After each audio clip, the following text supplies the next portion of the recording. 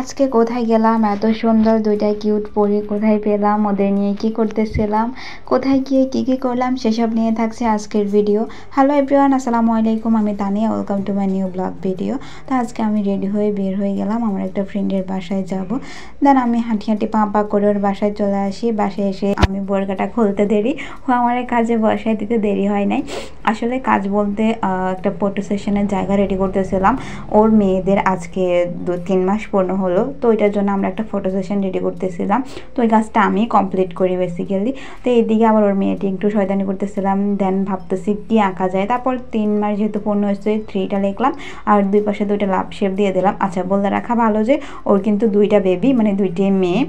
দেন আমি জায়গাটা রেডি করে আমি একটু রেস্ট নিতেছি আর ভাবতেছি আর কিছু দেওয়া যায় কিনা। এর ভেতর আবার দুপুর হয়ে গেল, তো আমরা সবাই মিলে দুপুরের খাবার সেরে নিই, যেহেতু দুপুরের পর ওদের পিক তুলবো। তো খাওয়া দাওয়া সেরে আমরা ওদেরকে নিয়ে বসে পড়ি পিক তোলার জন্য। এই যে মাশাআল্লাহ কি সুন্দর লাগতেছে আমার 2টা পরীকে, 2টা পরেই যেন একদম আকাশ থেকে নেমে আসছে এমন লাগতেছে। একজন খুবই কান্নাকাটি করতেছিল আর একজন এই যে পুতুলের মতো শান্ত হয়ে আছে। ওকে একদম ফুলের রাজ্যে পাঠিয়ে দিয়েছি, মানে একদম ফুল দিয়ে খুব সুন্দরভাবে সাজিয়েছি। আর একজন তো ওই যে কান্নাকাটি লাগাই দিয়েছিল। যাই হোক, দুজনেরই অনেক কষ্টের দিয়ে একটা পিক নিলাম, এর ভেতর ওদের কান্না থামতেছিল না। তাই আবার ওদেরকে ঘুমাইতে নিয়ে গেলাম। দেন একজনকে ঘুমালাম আর একজনকে নিয়ে পিক ভিডিও করলাম। এভাবে 2টা নিয়ে পিক করতেছিলাম। আর এদিকে আমার ফ্রেন্ডের বলতেছিলাম যে দোস্ত, আমি তোর মেয়েরে আমার ছেলেরে দিয়ে বিয়ে করাবো। তো বলতেছে যে আগে নিজে বিয়েটা কর, তারপর আমার মেয়েরে বিয়ে করাই নিস।